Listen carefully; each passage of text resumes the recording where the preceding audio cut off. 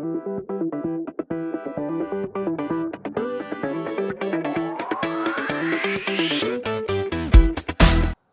देखो आप, ये क्या है? Redox reaction. रिडॉक्स रिएक्शन कहता है those reaction in which both oxidation and reduction आकर। जिस रिएक्शन में ये ऑक्सीडेशन और रिडक्शन दोनों हो उसे हम रिडॉक्स रिएक्शन कहते हैं। यही लिखा है, those reaction in which both oxidation and reduction occurs is called redox reaction. अब कहता है कि ऑक्सीडेशन रिएक्शन क्या होता है? ऑक्सीडेशन रिएक्शन और रिडक्शन रिएक्शन, कोई भी रिएक्शन जिसमें ऑक्सीजन अगर ऐड हो रहा है तो उसे हम ऑक्सीडेशन रिएक्शन कहते हैं। जैसे देखो ये कार्बन है और इसमें ये ऑक्सीजन ऐड हो रहा है, कार्बन में ऑक्सीजन ऐड हो रहा है तो CO2 बन रहा है, तो addition of oxygen is called oxidation reaction. या फिर दूसरा भी कॉन्सेप्ट है रिमूवल ऑफ हाइड्रोजन। अगर कोई भी कंपाउंड्स है उनमें से हाइड्रोजन रिलीज हो गया, 1 2 3 जितने भी 1 2 3 4 जो भी हाइड्रोजन रिलीज हो रहा है तो उसे भी हम क्या कहेंगे? ऑक्सीडेशन में रिडक्शन। जैसे removal of hydrogen is called oxidation reaction. यहां पे देखो कार्बन 2 है, कार्बन 2, हाइड्रोजन 6, निकेल के साथ रिएक्शन करने पे 2 हाइड्रोजन रिलीज हो जाता है, तो ये भी एक तरह का ऑक्सीडेशन रिएक्शन है। डोनेशन ऑफ इलेक्ट्रॉन, एक ऐसा रिएक्शन जिसमें इलेक्ट्रॉन डोनेट कर रहा है। जिंक ने क्या किया? अपना 2 इलेक्ट्रॉन डोनेट कर दिया यहां पे, तो डोनेशन या आप कह सकते हो लूज एन इलेक्ट्रॉन। अगर कोई भी कंपाउंड इलेक्ट्रॉन को लूज करता है या डोनेट करता है उसे हम ऑक्सीडेशन रिएक्शन कहते हैं। तो ये तीनों कॉन्सेप्ट के हेल्प से आप चेक कर सकते हो कौन सा रिएक्शन ऑक्सीडेशन है। इसका ठीक उल्टा अपोजिट रिडक्शन रिएक्शन होता है। यहां पर एडिशन है तो यहां पे आएगा रिमूवल ऑफ ऑक्सीजन। जैसे कि आप देखो CaO, इसको अगर आप हीट करोगे तो कैल्शियम प्लस ऑक्सीजन अलग हो जाएगा। तो ये क्या है हमारे पास? क्विकलाइम को हीट किया, कैल्शियम ऑक्सीजन बिल्कुल अलग हो गया, तो एक तरह का ऑक्सीजन रिलीज कर रहा है, so that is a reduction reaction. Addition of oxygen, sorry addition of hydrogen. जैसे हमने क्या किया? Cl2 प्लस H2 HCl बना दिया, ये हाइड्रोजन को इसने गेन कर लिया, तो ये कौन सा रिएक्शन है? Reduction reaction. या आप कहोगे गेन एन इलेक्ट्रॉन। यदि कोई रिएक्शंस में इलेक्ट्रॉन गेन कर रहा है, gain the number of electron, हम कह सकते हैं gain of electron, gain of electron. जैसे कॉपर ने क्या किया? 2 इलेक्ट्रॉन को गेन कर लिया और ये कॉपर बन गया, तो कॉपर क्या कर रहा है? रिडक्शन रिएक्शन कर रहा है। तो इस तरह से आपको ऑक्सीडेशन और रिडक्शन रिएक्शन के बारे में आइडिया होना चाहिए। फिर आगे हम देखेंगे कि एक आता है ऑक्सीडाइजिंग एजेंट क्या होता है और रिड्यूसिंग एजेंट क्या होता है। ऑक्सीडाइजिंग एजेंट, तो जो रिएक्शंस में जो ऑक्सीडाइजिंग एजेंट का मतलब उल्टा होता है, पूरे रिडक्शन कंपाउंड ऑक्सीडाइजिंग एजेंट होता है और पूरे ऑक्सीडेशन कंपाउंड रिड्यूसिंग एजेंट होता है। उसके बारे में हम आगे डिस्कस करते हैं। अब देखो आपको ये है ऑक्सीडाइजिंग एजेंट क्या होता है और रिड्यूसिंग एजेंट। ऑक्सीडाइजिंग एजेंट का मतलब है कि जो दूसरे को ऑक्सीडाइज करे और खुद रिड्यूस हो जाएगा। जैसे कि LIC एजेंट, LIC एजेंट का मतलब आपको पता होगा, जो दूसरे से LIC पॉलिसी करवाता है, खुद नहीं करता, दूसरे को आप कर लो, आप कर लो, आप कर लो, सबको कहता है कि आप पॉलिसी कर लो। LIC एजेंट दूसरे को LIC पॉलिसी करवाता है। ऑक्सीडाइजिंग एजेंट, ऑक्सीडेशन किससे? दूसरे से करवाएगा, खुद नहीं करेगा। तो इसको आप लिखोगे दो सब्सटेंस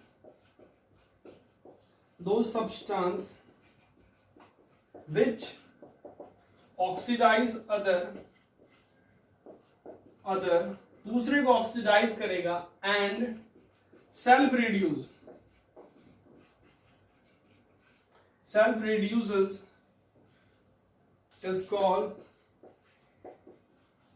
oxidizing agent। एग्जाम्पल में इसको लिख दो KMnO4 is the best oxidizing agent होता है। और ठीक इसके उल्टा रिड्यूसिंग एजेंट जो दूसरे को रिड्यूस करेगा खुद ऑक्सीडाइज करेगा। यहां आप लिखो दो substance which reduces other and self-oxidize. Self-oxidize is called reducing agent. ये हम रिएक्शन से पता कर सकते हैं कि जो ऑक्सीडेशन करेगा उसे हम रिड्यूसिंग एजेंट करेंगे, जो रिडक्शन करेगा उसे हम ऑक्सीडाइजिंग एजेंट करेंगे। ये थोड़ा उल्टा है, कुछ रिएक्शन से देखेंगे, उन रिएक्शन में बोलेगा बताओ इनमें से कौन ऑक्सीडाइजिंग एजेंट है, तो हम उसे फाइंड आउट करके बताएंगे। ये फिलहाल आप डेफिनेशन लिखो, क्वेश्चन से करते हैं। कह रहे name the oxidizing agent and reducing agent. ये दोनों क्वेश्चन में आप देखो जो अभी मैंने ऑक्सीडाइजिंग या रिड्यूसिंग के बारे में बताया, इस पे दोनों क्वेश्चन है। इस इक्वेशन को देख करके, इस केमिकल रिएक्शन को देख करके आप बताओ इनमें से कौन ऑक्सीडाइजिंग एजेंट और कौन रिड्यूसिंग एजेंट है। आप ये देखो कॉपर है, कॉपर ने क्या किया, अब इधर कॉपर देखो, कॉपर के पास ऑक्सीजन नहीं है, इसका मतलब ऑक्सीजन उसने किसी को दे दिया। तो हमने पढ़ा था रिमूवल ऑफ ऑक्सीजन, जो ऑक्सीजन को रिमूव करेगा वो रिडक्शन कहलाएगा। यानी ये क्या कर रहा है, रिड्यूस कर रहा है, रिड्यूस कर रहा है। हाइड्रोजन यहां अकेला था, हाइड्रोजन के साथ ऑक्सीजन, ये क्या कर रहा है, ऑक्सीडाइज कर रहा है, ऑक्सीडाइज कर रहा है। ये ऑक्सीडाइज कर रहा है और ये रिड्यूस कर रहा है। तो इसका नाम से उल्टा, रिड्यूस जो करेगा वो ऑक्सीडाइजिंग एजेंट होगा और जो ऑक्सीडाइज करेगा वो रिड्यूसिंग एजेंट। सिर्फ उल्टा, एजेंट का मतलब उल्टा, दूसरे से काम करो। जो रिडक्शन करेगा वो ऑक्सीडाइजिंग एजेंट है। तो यहां पे पूछेगा तो ऑक्सीडाइजिंग एजेंट कौन है, ऑक्सीडाइजिंग एजेंट। तो जो रिडक्शन कर रहा है, रिडक्शन कैसे पता चलेगा, डेफिनेशन याद करो, उसमें लिखा है रिमूवल ऑफ ऑक्सीजन, CuO है, उसने ऑक्सीजन को रिमूव कर दिया, मतलब ये रिडक्शन कर रहा है, इसीलिए ये ऑक्सीडाइजिंग एजेंट होगा। तो CuO। और रिड्यूसिंग एजेंट कौन होगा,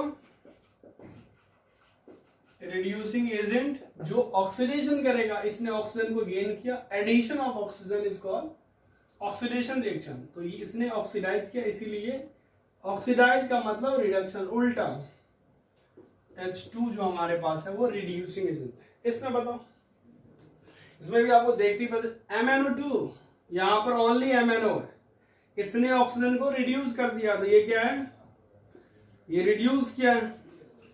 और ये एल्युमिनियम ने ऑक्सीजन को गेन कर लिया, तो ये ऑक्सीडाइज कर रहा है। तो यहां पर ऑक्सीडाइजिंग एजेंट क्या है,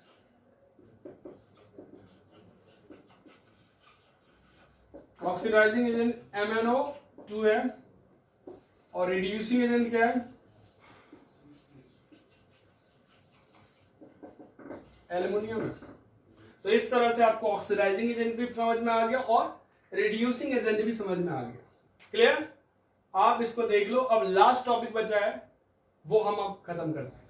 तो अब हमारे पास है exothermic reaction, the reaction in which heat is involve. जिस रिएक्शन में हीट रिलीज होती है उसे हम एक्सोथर्मिक रिएक्शन कहते हैं।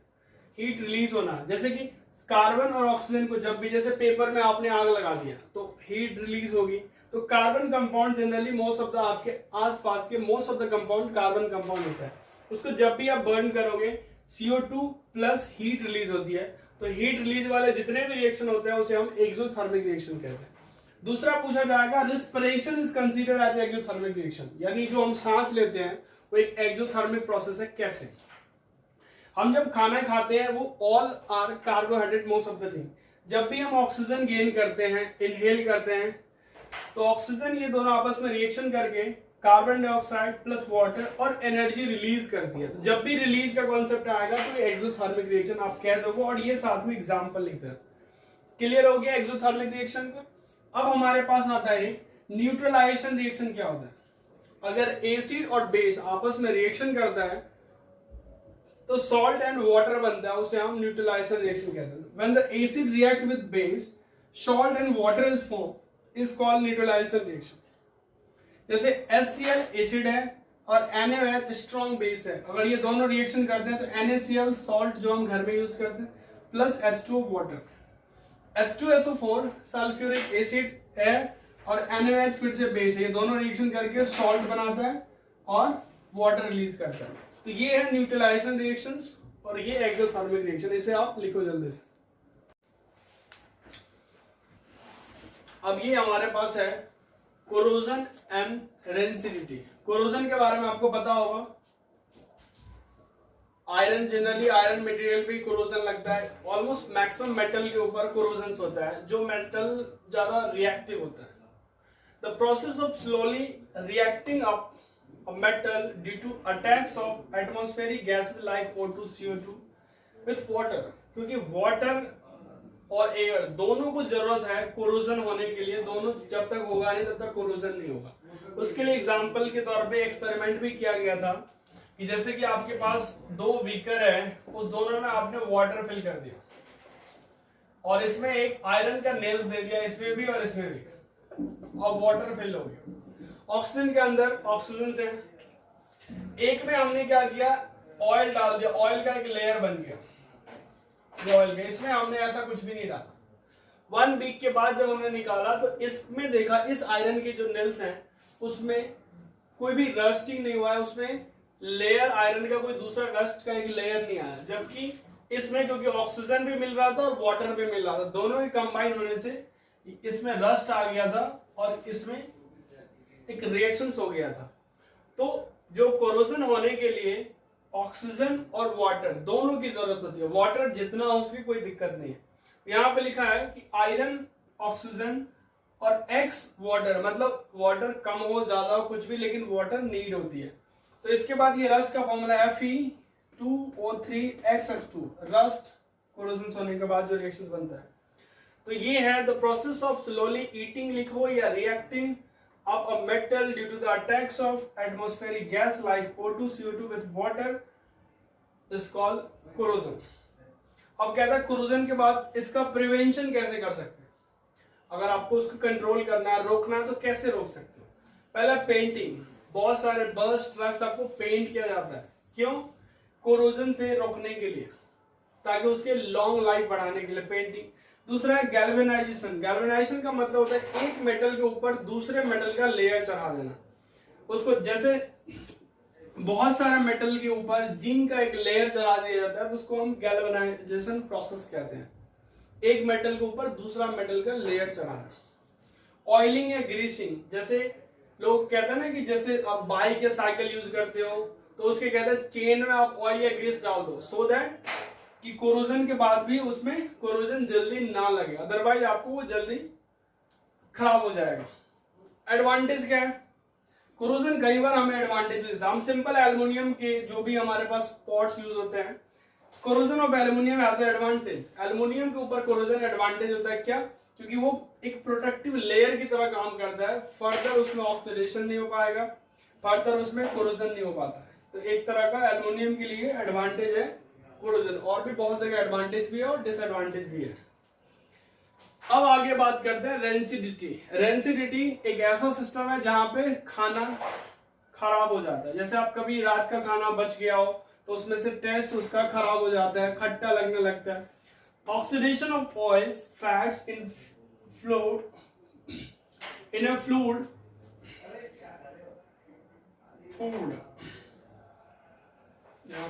in a food